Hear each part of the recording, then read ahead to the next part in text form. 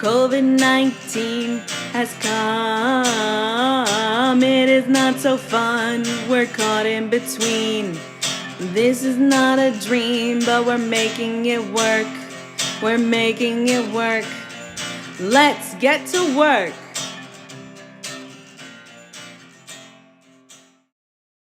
Live from the upstairs bedroom of my random office in Netherlands. It is Lauren. And I have a special guest today on Let's Get to Work, my friend Arielle. Hi, Arielle. Hi. You are all the way in New York City during this time. And I found your story to be very interesting because I remember how excited you were to go to New York City. And then this happened. So I would love if you shared your story with the interweb. And also, by the way, your background is totes cool. Thanks. I think it will come up later. But yeah, I'm in New York. I just moved to New York from Amsterdam in January because I'm a stand-up comedian. And this is live comedy mecca. There are so many clubs per square mile. There's not really anywhere else in the world where that's a possibility. And I moved here. I've subletting a place. I was going to look for an apartment to move into. And then, I don't know if you heard, but there's a pandemic and they've, closed down all of the restaurants and clubs, and now I'm just in an apartment waiting things out. Yeah. So this was not the vision that you had planned when you decided to pursue your comedy career. I remember when you said goodbye, things were looking very hopeful, things were planned, you were very excited. What are you doing to keep that energy up? And also, honestly, do you have that energy? I mean, so it's one of the things I had recently come to terms with is that a lot of people get into stand-up comedy to do other things, to pursue acting jobs or writing jobs. One of the things I had recently really understood about myself is that I do stand-up comedy to do stand-up comedy. If you want to give me an acting or a writing job, I'm available, very available at the moment. But those would all be done in service of a stand-up career. And it is hard because you're not allowed to do stand-up anymore. It's not a thing that you can do live performance, obviously. And I also think looking forward into the future, we keep talking about how when all of this is over, but I think it's going to be a very slow re-entry. Slowly we'll be allowed to do slightly more and more things, and I think stand-up comedy will be one of the last things that we get to do again. So that is hard. I miss it a lot. I do Instagram live shows and Zoom shows, but those aren't the same thing at all. I keep comparing it to methadone, whereas stand-up is heroin. But in the meantime, I'm just trying to be more creative. And one of the things, and we have social media. I know there are lots of bad things about social media, but if you use it correctly, it can be a good outlet. And I've really been investing in Instagram and Twitter in particular. And one of the things I hope that I come out of this with is that I have more followers, because people who book clubs, although I think there may be fewer clubs in the future, I don't know, care a lot about followers because they think that translates into audience. And I don't know, they're probably smarter than me. It probably does. So I'm looking to gain more followers, get an audience, so that when I can perform stand-up again, whenever that is, there are people who want to see me do it.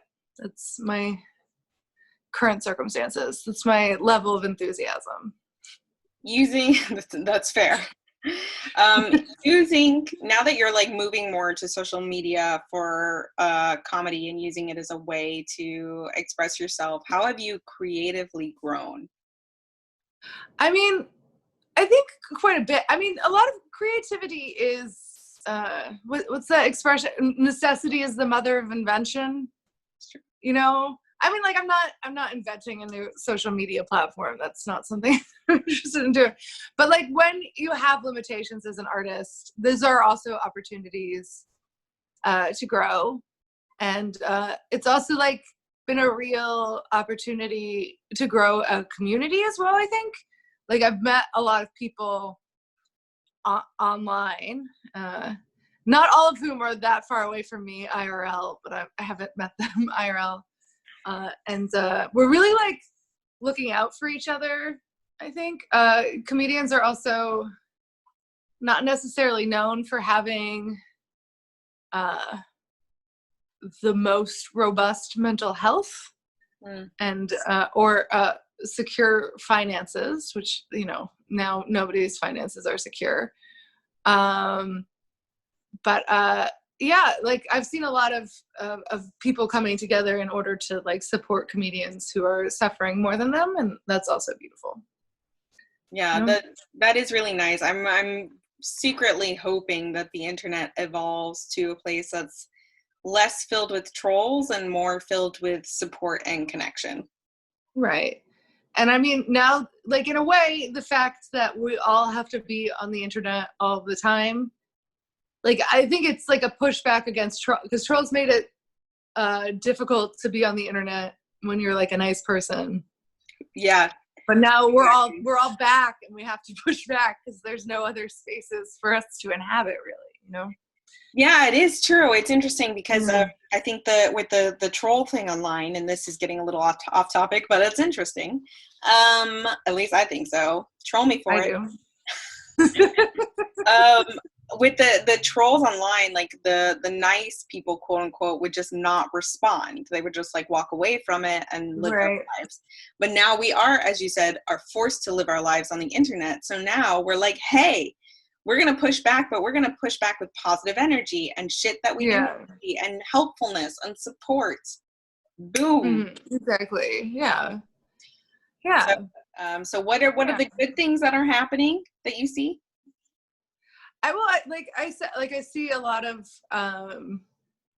in particular, the stand-up comedy community is what I see, but I'm sure there are plenty of other communities that are coming together, and we're a group of people who needs a very specific outlet that is unavailable to us, stand-up comedy, live performance, and we're, like I said, like the analogy before, like trying to find methadone, but also just really looking out for each other, reaching out to people you wouldn't reach out to before, to see how everybody's doing, trying to create sort of like community based safety nets financially too.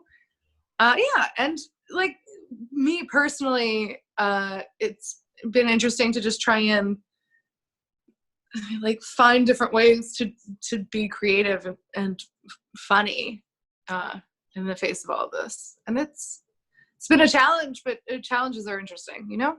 Yeah, I think what did Elizabeth Gilbert say? She's like, you know, we say we don't like challenges, but wouldn't it be super boring if we knew everything that was going to happen and life was so easy? Yeah, no, I mean, that's just not life, you know. No, exactly. We have to accept it. Yeah. But how are you coping as well? Because I think you're honestly, even though it's super hard, I think you're channeling your creativity and support very well. But I also know it's super hard. Yeah, I think we also have to be really nice to ourselves. I think there's also, this is kind of calmed down, but like 2 weeks ago, there was like this huge debate online about like, because some people were like, we need to use this time to like make yourself better. And then there was like another group of people being like, this is a global crisis. We're allowed to like chill the fuck out. And I think the answer is kind of both. Like there are days when I'm super productive and it helps keep the darkness away.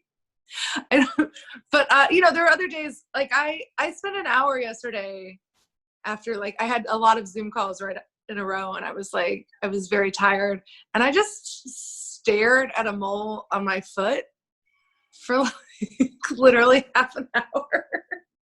And then I also, like, there's a lot of quote unquote guilty pleasures. I don't really believe in those. Like, my background is actually the background from Watch What Happens Live. It's a Bravo talk show with the real housewives, and my two favorite cities are on now, Beverly Hills and New York City.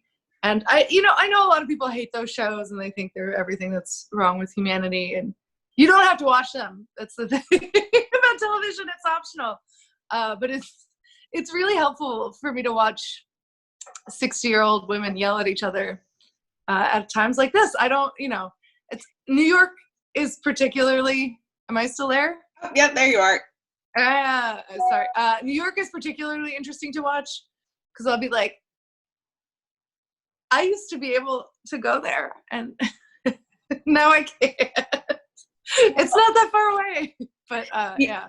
Even in your coping, honestly, you're thriving, it sounds like, because you need an outlet, right? You need an outlet. Yeah. Because sometimes other people need to say your angry shit, Yeah. or you need to just stare off into nothingness. Actually, I had a thing today where I have, like, I think something is in my toe, but it's still not infected, but I was really analyzing whether it actually is infected or not, because the last thing you need is to go to a hospital for something stupid. Right. So I understand, and that also is an outlet. Yeah, it's a very interesting time. What I think is really cool, though, is that we're starting to understand that it's complex, and we are complex, and how we handle things is complex. So let's just respect each other. Yeah. So.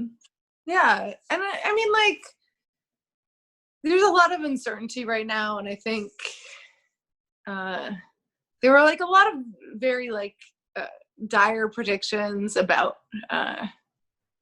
how people would handle this, and, like, there's still time for people to handle this poorly. I don't want to act like this is over, but in general, most people seem to be willing to make tremendous sacrifices to protect our most vulnerable. And it's beautiful, it's beautiful that we're all staying home. Yeah. Thank you. So how to close this up, I ask two questions for you, my dear. Okay. One, what advice could you give to at least yourself in the mirror, or me? And second, how can I support you? How can we support you as a community? Okay, so advice, I'm going to go back to Bill and Ted's Excellent Adventure. There's a sequel to Bill and Ted's Excellent Adventure, Bill and Ted's Bogus Journey, which is better than Bill and Ted's Excellent Adventure, and people should watch it. Anyway, just so you know. But be excellent to each other, and be excellent to yourself. Like, it's whenever you find any, like, chance to be creative and hopeful, that's a beautiful thing, and you should just, like, give yourselves, like, an award for every little thing that you do. And if you're having a bad day, like, that's also, or a bad hour, it's not going to help, like, beating yourself up about it. Like, I really think everybody just needs to be nice to themselves, like they're a friend who's going through a global pandemic, And I know that's redundant, but no, thank you. Forgive myself for saying it. So how can we support you, my dear? Okay, so financially, I have a day job that's still intact so far. Who knows? But I need followers. So follow me on Instagram. Follow me on Twitter. I am not getting TikTok, so young people, I'm not going to be part of ruining it for you. So I credit for that. But yeah, I'm Arielle Dundas on both of those platforms. ArielleDundas.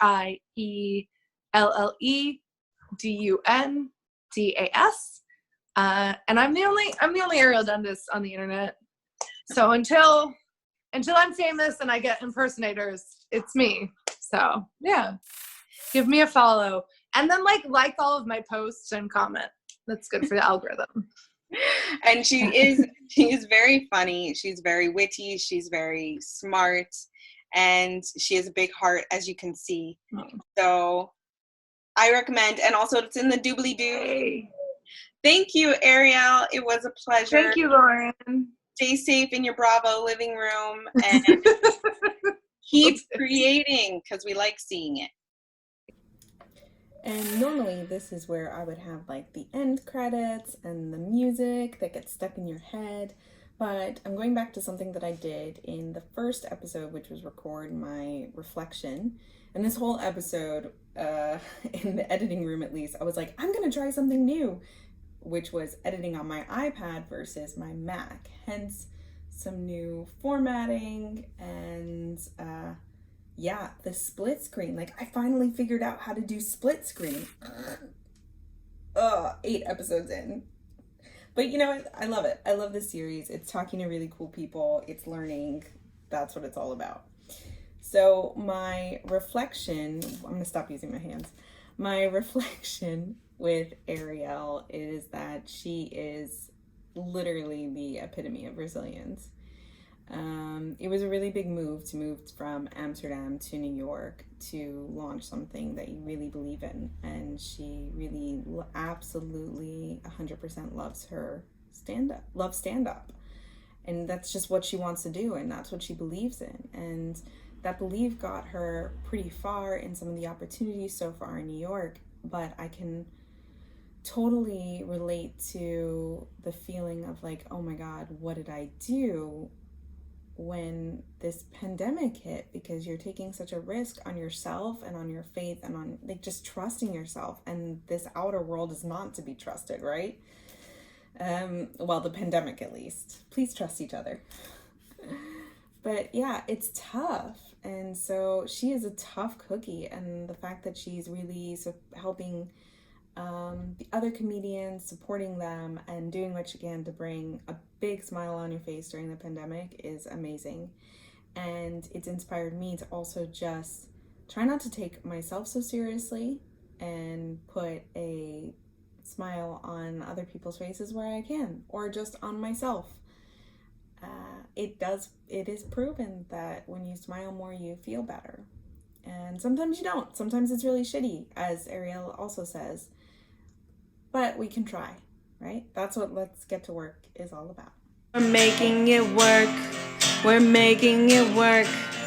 Let's get to work.